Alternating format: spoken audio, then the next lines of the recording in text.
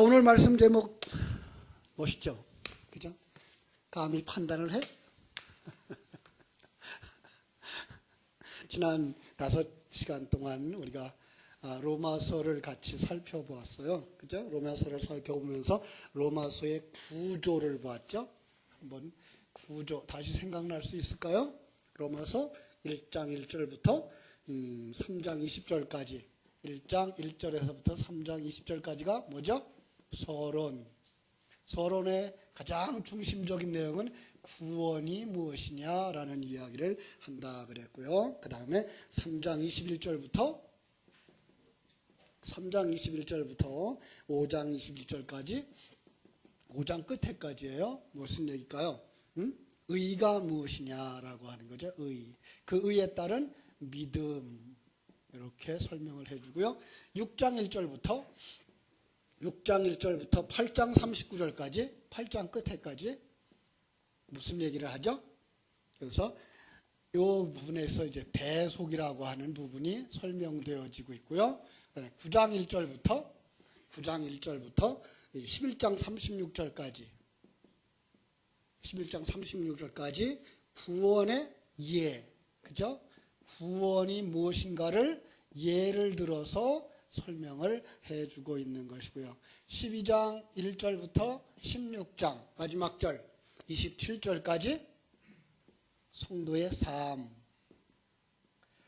조금 좀 구조가 복잡해요. 우리가 그전에 로마서나 요한복음이나 요한계시록을 설명할 때는 너무나 간단했죠. 그죠? 요한계시록 같은 것도 우리가 이제 한 사람이 진단을 받고 천국의 환상을 보여주면서 6장부터 18장까지 7인, 7나팔, 7대접의 그 영적 전쟁을 통해서 옛사람과 세상과 사단이 다 무너지고 나면 새 신부로 서는 그 신부 곁에 신랑이 와지고, 그리고 신랑과 신부를 만들기 위하여서 필요했던 모든 소품들 세상 다 이제 불못에 던지고 나면 거기에 떠오르는 새 하늘과 새 땅, 신부의 완성된 모습, 성전의 완성된 모습, 이렇게 해서 마지막까지 간단하게 이제 정리를 할 수 있었는데, 로마서는 구조가 조금 복잡해요. 그런데 이거 1장부터 이제 16장까지 우리가 가는 동안에 이걸 계속 반복하다 보면 로마서도 1장부터 3장 20절까지는 서론, 구원이 무엇인지 왜 필요한지 말씀해 주시는 것이구나. 그리고 3장부터 5장까지는 의라고 하는 것, 요게 의는 하나님의 의에 뭐가 나타나요? 믿음으로 말미암아 믿음에 이르는 그런 믿음에 관한 것이구나. 6장부터 8장까지는 바로 우리가 믿음에 가기 위해서 그리스도의 대속이 무엇인가를 가르쳐 주셨구나. 그 다음에 9장부터 11장까지 구원의 예를 들어서 이스라엘을 예를 들었겠죠? 예를 들어서 설명해 주셨구나. 그럼 그렇게 깨달아 아는 하나님의 사람들, 생명을 가진 사람들은 어떤 삶을 살아요? 그 생명에 의해서 나오는 성도의 삶은 이렇게 살아가는 거구나 라고 해서 그 바울 사도의 서신의 구조죠. 앞에서 뭐가 나와요? 앞에서 그게 신학이 나오고요. 신앙이 나오죠. 진리가 나와요. 그리고 나면 그 진리, 이게 생명이라고 말할 수 있고요. 그 생명에 따른 삶의 부분, 이렇게 해서 이렇게 두 군데로 나누어져서 기록되어져 있구나라는 것 볼 수가 있습니다. 1장에서 복음을 전하기에 가장 적합한 사람 누구였죠? 복음을 전하기에 가장 적합한 사람 바울, 그죠? 사울이었던 바울이죠. 바울이 된 사울이죠. 그가 깨달은 은혜, 종이라고 하는 개념, 구원자, 메시아에 관한 개념, 이것은 바로 부르심으로부터 시작된다. 그래서 구원에 관한 전체 이야기를 쭉 설명을 해줬어요. 이걸 깨달은 바울 사도가 이 말씀을 어디 가서든지 전하고 싶은 마음이 간절한데 하나님이 이렇게 전도 여행을 통해서 그의 신학을 완성시켜 주셨어요. 그죠? 그의 신학이 점점 완성되어져 가자 그는 뭘 원했을까요? 그걸 전하고 싶은 거죠. 어디에다가? 그 당시에 세계의 도시라고 수도라고 할 수 있는 로마에 가서 복음을 전하고 싶은 거야. 하나님이 길을 열어주셔요. 그런데 열어주시기 전에 길을 막아요. 하나님이 길을 막으면 뭐 해야 돼요? 기다려야 돼요. 그래서 가만히 그냥 기다릴 수는 없잖아요. 그래서 그때에 로마에 먼저 편지를 쓰는데 바로 복음을 이렇게 잘 정리할 수 있게 해주셔서 그 먼저 복음을 정리해서 편지로 보내주고 그 다음에 이제 자신이 들어가서 그 편지의 내용을 설명해 주는 이런 복음을 전하게 된 것을 볼 수가 있습니다. 자, 복음을 설명하기 위해 눈을 들자 먼저 무엇이 떠올랐다?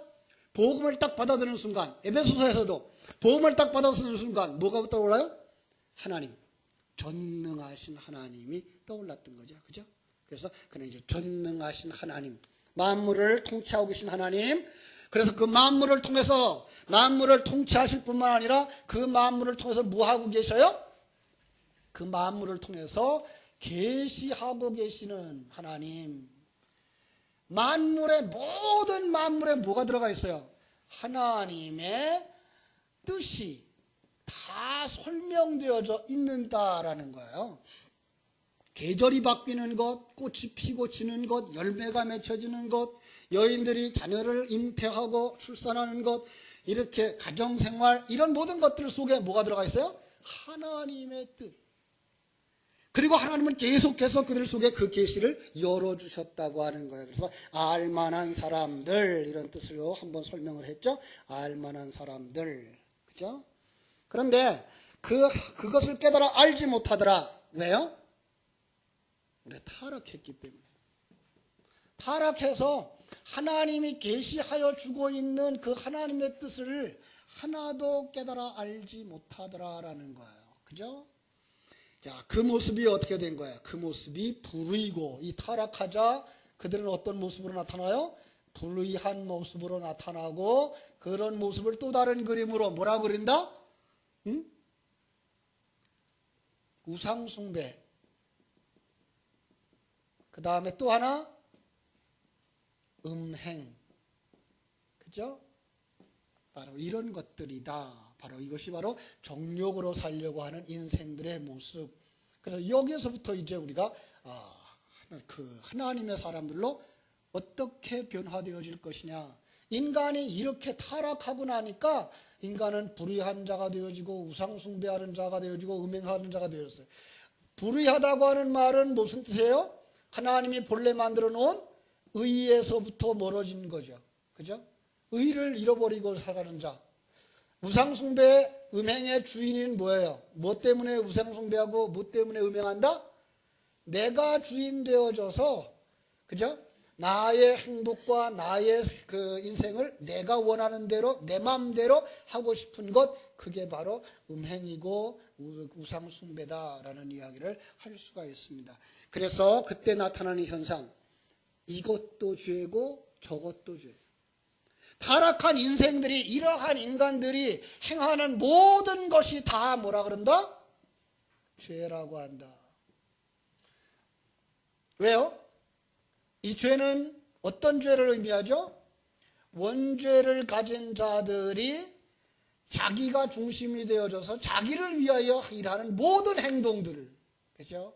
그래서 그가 하나님의 사람이 되어져서 의인 되어지기 전에 행하는 모든 행동들은 다 뭐다?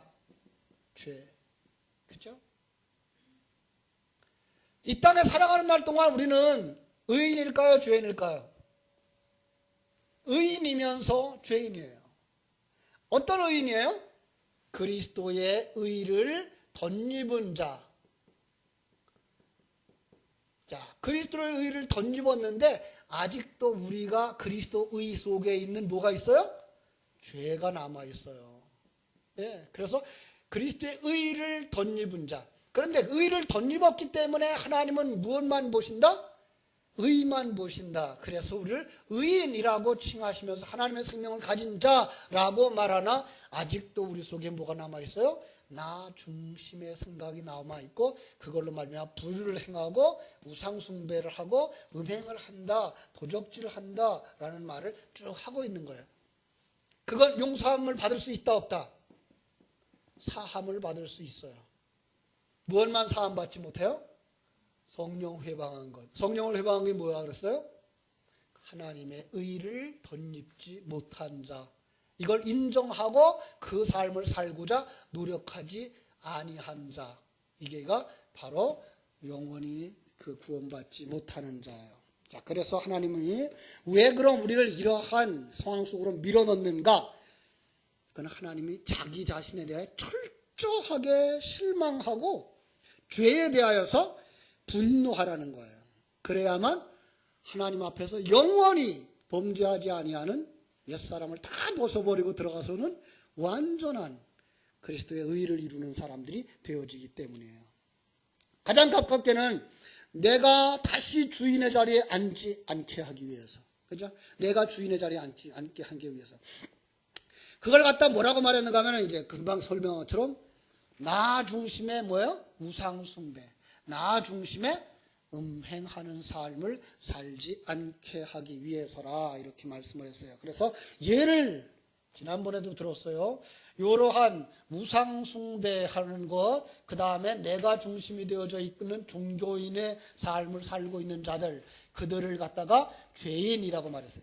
자, 죄인의 대표적인 행위가 있다면 하나는 내가 주인 되어져서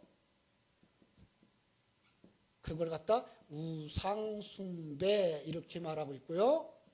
두 번째로 요것이 종교적 형태를 가질 때 이걸 갖다가 뭐예요?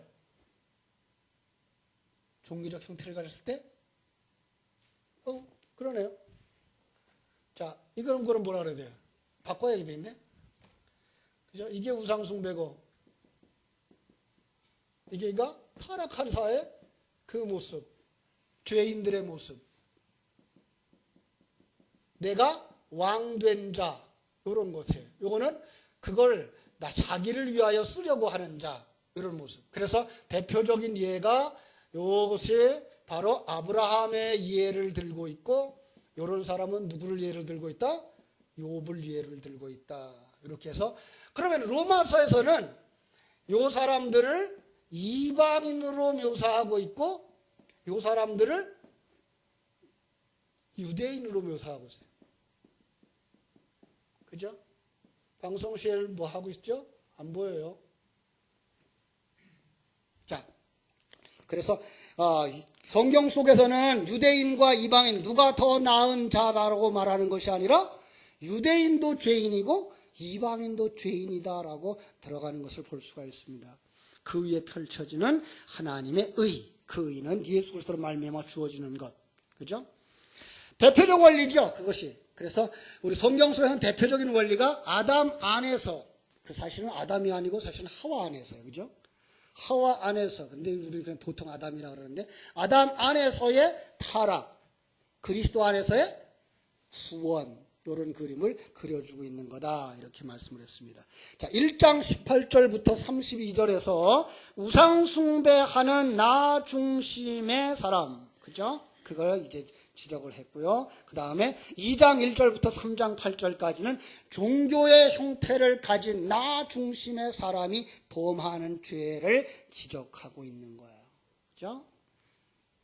자, 대표적인 모습 유대교의 종교적 형태를 가지는 형식이고요. 절기고요. 헌신이고요. 봉사를 잘한다고 자랑하고 있는 이들이죠. 그들이 유대교, 오늘날은 사실은 기독교라고 하는 종교의 형태에 국한시킬 필요는 없지만 사람이 스스로 자기가 남보다 잘났다고 말하는 의인 되어진 자들이에요.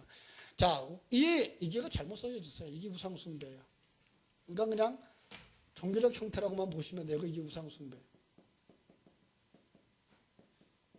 자, 우상숭배하는 자들이나 종교적 형태를 가진 어떠한 그 형태를 가진 그 종교적 교만한 사람들이나 다 뭐 하고 있는 거예요? 죄를 범하고 있는 건데 지금 이 부분을 우리가 들어가고 있는 거예요. 1장에서는 이거를 지금 우리가 했어요. 그죠? 1장에서 이 부분 했고 이제 2장 그 다음에 3장 20절까지가 바로 이 부분이에요. 유대인들 대상으로 해가지고 유대인처럼 바로 이런 종교적 형태에 타락하고 있는 모습들을 계속 지적하고 있는 거예요. 그죠? 그런데 그들의 대표적인 행동이 뭐예요? 판단이에요. 판단. 그래서 오늘 2장 1절이 뭐라고 말하고 있어요? 그러므로 남을 판단하는 사람아 라고 말하고 있죠. 그죠? 교회 안에 들어온 사람들은 그 죄를, 교회 안에 들어온 사람들이 요거를 그냥 그대로 가지고 있는 거예요. 거기다가 뭐까지 덧붙이고 있어요? 종교적인 형태의 죄까지 덧붙이고 있더라라는 얘기를 지금 하고 있는 거예요. 자, 우리 한번 생각해 보자고요. 오늘 성도들은 세상 사람들과 정말 달라야 되죠. 세상 사람들과 달라야 돼요. 어떤 면에서? 삶에 있어서 하나님 중심의 삶으로 바뀌어줘야 되는데, 대부분의 사람들이 바로 옛사람을 가지고 있어서 어떤 거 있어요? 나 중심의 사람이 되어져 있는 걸 볼 수가 있어요. 나 중심. 안타까운 거죠? 그죠? 거기다 뭐 또 하고 있어요? 종교적 형태의 절기를 지킨다, 주의를 지킨다, 봉사를 한다, 헌금을 드린다 라고 하는 종교적 형태를 하는데, 성경은 이걸 의미를 잃어버리고 요리로 따라갈 때 그걸 뭐라 그런다? 죄라고 말하고 있기 때문에 그런 거예요. 그래서 성경 속에서 하나님이 그러죠. 잠깐만, 재물 가지지 마라. 재물 가지지 마라. 왜 가지지 말라 그래요? 나는 그 재물에 배불렀다.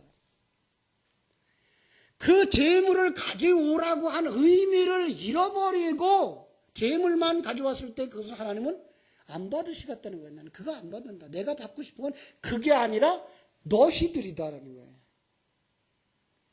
그 재물 속에 감추어진 바로 희생의 재물 예수 그리스도, 성자 하나님이 우리 땅에 오셔서 죽으시고 부활하심을 통해서 우리에게 전달해 주려고 하는 그 의미를 깨달아 알기를 원하는 거다라는 거예요.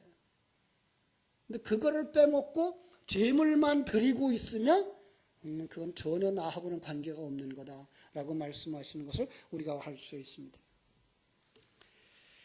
자, 그러니까 1장, 2장을 통해서 자연인의 상태의 죄를 지적하고 교회 안에 들어온 사람들은 그 죄를 여전히 가지고 있는 데다가 종교적 형태의 죄까지도 추가하고 있다라고 지적하시는 노래를 들을 수가 있는 거죠. 요즘 성도들이 탄식 소리를 듣습니다. 목사님 설교를 들으면서 이게 옳다. 그래서 열심히 따라왔는데 요즘 들어서는 그런데 왜 나는 천국을 누리지 못하지? 여기로 빠졌다는 거예요. 예. 왜 하나님이 나와 함께 하심이, 하나님이 일하시는 것이 그 누림의 기쁨이 없을까? 이 부분에 간절히 탄식을 하는 분들이 있더라고요.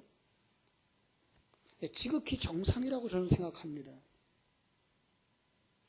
왜냐하면요, 제가 그랬어요. 목사님이 설명하고 있는 성경이 맞다. 그건 객관적인 지식이다. 예.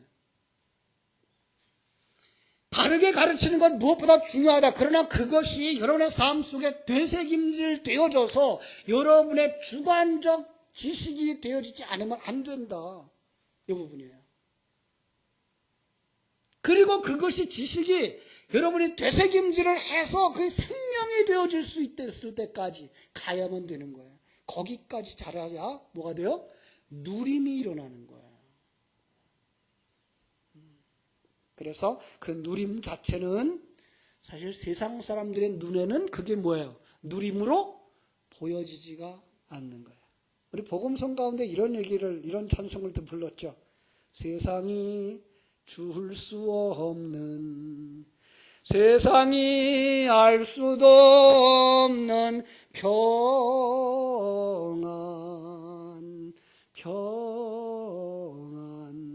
평안을 내게 주노라. 세상이 줄 수도 없고 세상은 알 수도 없고 그렇습니다. 하나님이 우리에게 주시는 평안, 하나님이 우리에게 주시는 사랑, 세상 사람들은 느끼지 못하는 거예요. 세상 사람들은 알 수도 없는 거예요. 세상 사람들이 우리에게 줄 수도 없는 거예요. 누구만 알 수 있어요? 하나님의 생명을 가진 자들만, 신령한 눈이 열린 사람들만 알 수 있고 누릴 수 있는 거예요. 예. 이 부분입니다. 그러니까 바울 사도가 옥에 갇혀서도 항상 기뻐하라고 말할 수 있었던 것 무엇 때문이죠? 그는 평안함을 누리는 거예요. 감옥에 갇혀서도 그는 평안함을 누리는 거예요. 어떻게? 하나님과 함께하는 삶이 그에게 있기 때문에. 세상 사람들의 눈에는 옥에 갇혀있는 불쌍한 사람일 뿐이에요. 예. 여러분들이 여기까지 가셔야 되는 거예요. 그러니까 세상의 가치관을 가지고서 저 사람은 정말 잘 됐어. 저 사람은 안 됐어. 아니요. 그걸 갖다 뭐라 그런다고요? 오늘 1절이 말하는 거예요. 남을 판단하는 사람아. 누구를 막론하고 내가 핑계하지 못할 것은 남을 판단하는 것으로 네가 너를 정죄함이 판단하는 네가 같은 일을 행함이니라. 예. 성경은 그렇게 얘기해요. 복 있는 사람은 악인의 꾀를 좇지 아니하고 죄인의 길에 서지 아니하고 여호와의 율법을 즐거워해서 그것을 주야로 묵상한다고요. 악인의 꾀가 뭐예요? 도둑질하고 사기치는 거예요? 세속적 관점을 따르지 않는 거예요. 물론 우리 세상에 살아요. 그런데 불구하고 우리는 세상의 관점으로 우리를 보지 아니하고 세상의 관점으로 신앙을 보지 않는 거예요. 죄인의 길에 서지 않아요. 그건 누구의 길에 서야 돼요? 그리스도의 길에 서야 돼요. 내가 곧 길이요라고 말씀하신 그 예수 그리스도의 길. 그러니까 세상 사람들이 이끌어가는 도리나 사상이나 철학이 아니라 진리이신 하나님이 우리를 이끌어가고 계시다는 그 길. 하나님이 우리를 섭리하고 계시다는 그 섭리. 하나님이 우리를 경륜하고 계시다는 이 사실에 대한 믿음을 가지고 그 길을 가는 게 뭐예요? 그게 진리의 길을 가는 자요. 그리스도의 위를 걸어가는 자들인 거예요. 여호와의 율법을 즐거워해서 주야로 묵상한다 그러니까 십계명 외우는 거예요? 아니에요. 그 계명 속에 담아주신 진리, 하나님의 주권을 인정하고 하나님의 창조하심과 섭리하심과 경륜하심을 믿으면서 거기에 뭐예요? 합력하여 선을 이루시는 그 하나님과 손잡고 가는 사람. 그죠? 그 하나님의 일하심을 믿는다면 우리는 남의 외적인 것도 함부로 판단하지 않는다라는 거예요. 자, 신명기 16장 19절로 20절에 이런 말씀이 있어요. 너를 굽게 판단하지 말며 사람을 외모로 보지 말라. 요한복음 7장 24절에도 외모로 판단하지 말라. 공의의 판단으로 판단하라 하시니라. 예, 여러분 여기서 뭘 볼 수 있죠? 우리가 사람의 외모.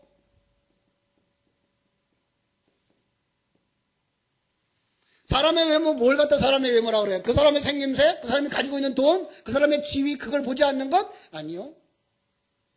그 사람의 행위나 외양으로 나타난 성숙함과 변화의 정도, 됨됨이의 모양 등을 가지고 그 사람이 착한 사람이다, 악한 사람이다, 그렇게 해서는 안 된다라는 거예요. 이게 사람의 외모로 판단하지 않는 거예요. 더 쉬운 얘기를 할까요? 세리와 창녀는 악인이고, 그죠? 바리새인과 제사장들은 의인이라고 하는 그런 종류의 판단. 빗대어 말하면 감옥에 들어가 있는 사람들은 나쁜 사람이고, 그죠? 죄인이고, 예배당에 와서 앉은 사람은 의인이고, 이렇게 보지 말라는 얘기예요. 물론 우리가 열심히 예배당에 모여서 설교 들어야 돼요. 그 듣지 않으면 우리가 믿음이 생겨나지 않으니까. 믿음은 어디서 와요? 들으면서. 그러니까 예배당에 오는 거 중요해요. 그러나 오늘 예배당에 오지 못한 사람들에 대해서 그 사람은 주에서 3일 예배도 안 지켜. 3일 예배도 안 드려. 그렇게 정죄할 수는 없다는 거예요.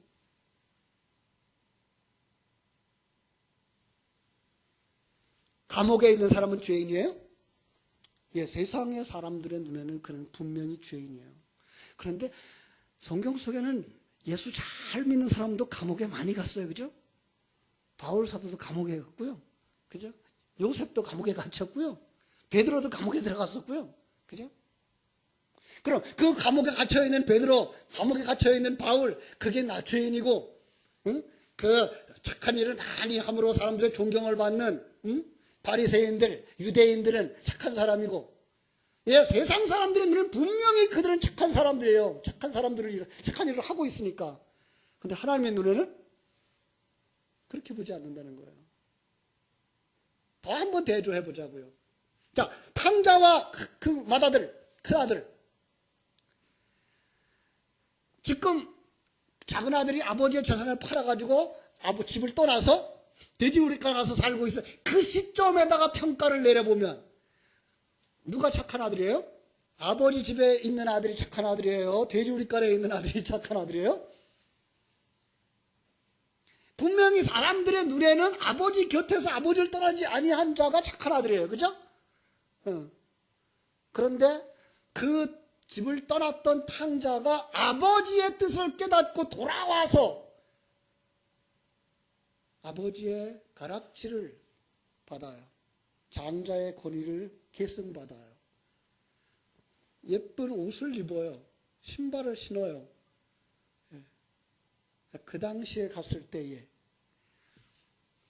맨날 집에서 아버지의 뜻을 알지 못하고 불평과 원망했던 큰아들과 하나님의 뜻을 깨달아 아버지의 뜻을 깨달아 알고 집에 돌아온 작은 아들, 누가 착한 아들이에요?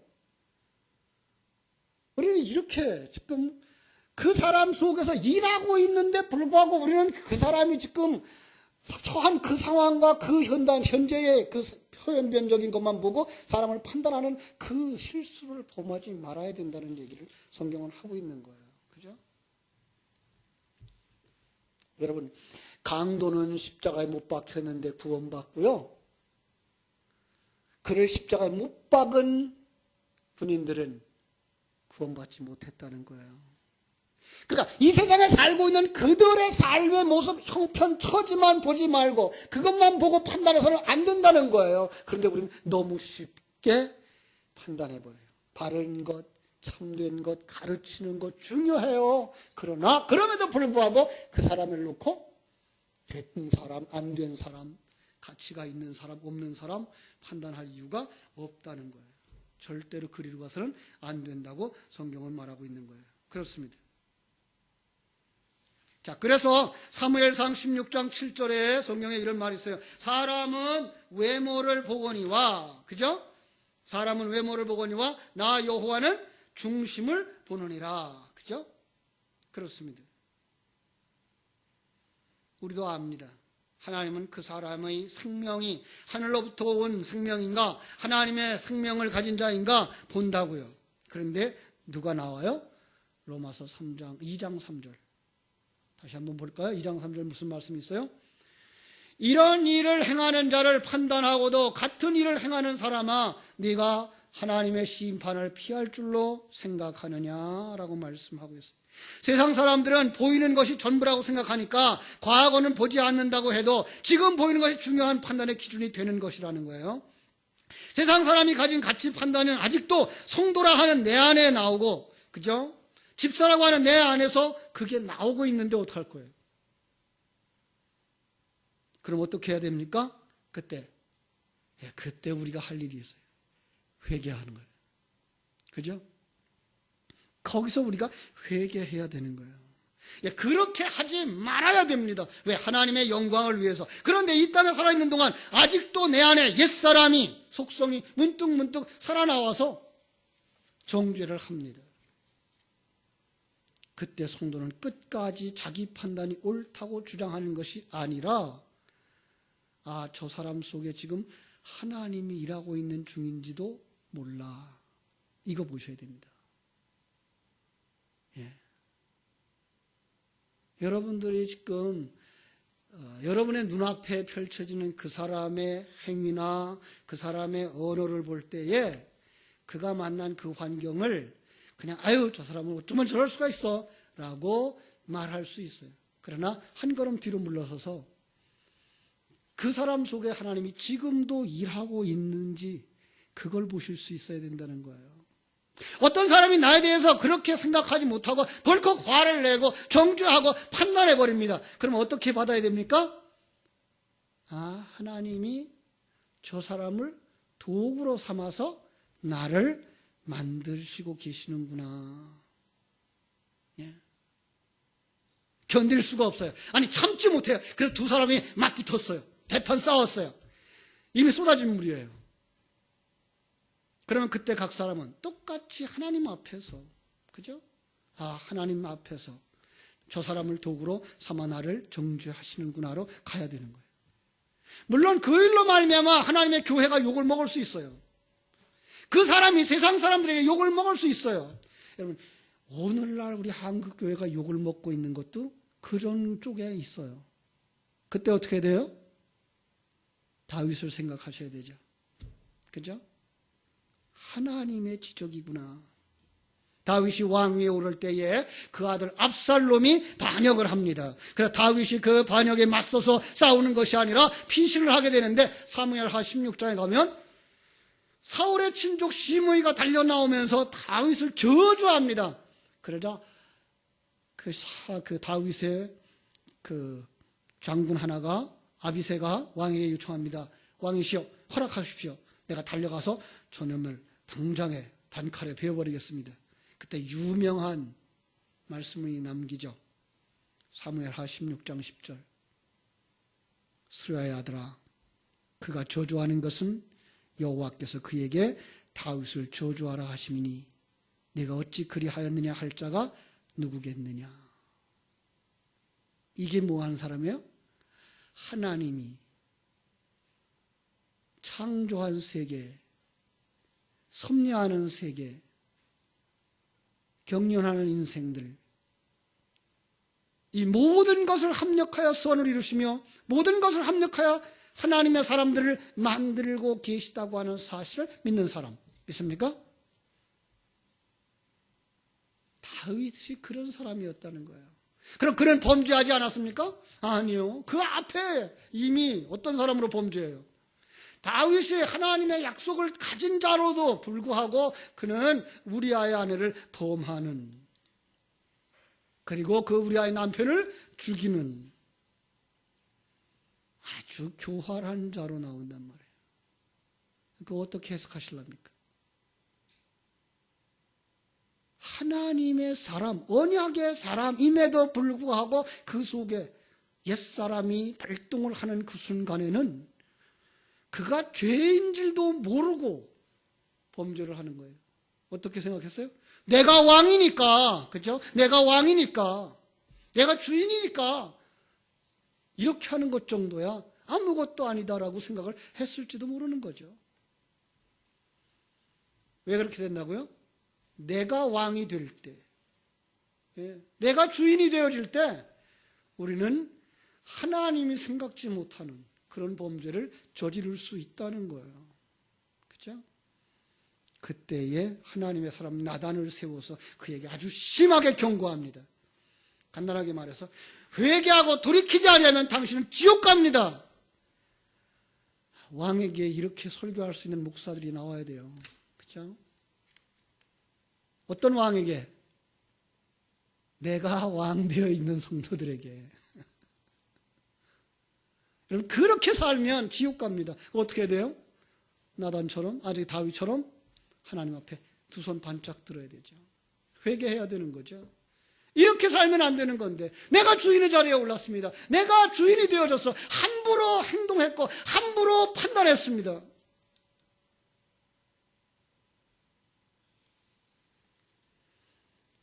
그렇게 회개로 돌아가는 자가 거듭난 자요. 그가 하나님의 생명을 가진 자요. 그가 하나님의 뜻을 아는 사람입니다. 사랑하는 여러분, 저와 여러분은 어디에 속하 있는지 자기를 살피는 시간을 가졌으면 좋겠습니다. 자기가 옳다고 여기고 남을 판단하고 있는지, 아니면 자기의 판단이 얼마나 자기 중심적인지를 알고 회개하든지, 우리가 남을 판단하고 비판하는 그 판단과 비판으로 우리가 판단을 받게 된다고 하는 사실을 아는 사람, 늘 회개할 것밖에 없습니다. 이 시간에도 우리 한번 오늘 내게 주신 말씀을 듣고 하나님 내게 어떤 것을 지적하고 계신가를 들으셨다면 이 시간 우리 한번 다 같이 통성으로, 하나님 내가 이런 죄가 생각납니다. 이런 오늘 설교의 말씀을 들으니까 내가 아직도 여기에 있는 것이 보입니다. 하나님, 내가 주인의 자리에서 내려와서 종의 자리에 들어가게 하시고 내 안에 주님을 주인으로 모실 수 있고 하나님의 손길로 깨달아 알 수 있는 자리에 나가게 해 주옵소서. 우리 한번 통성으로 기도하겠습니다.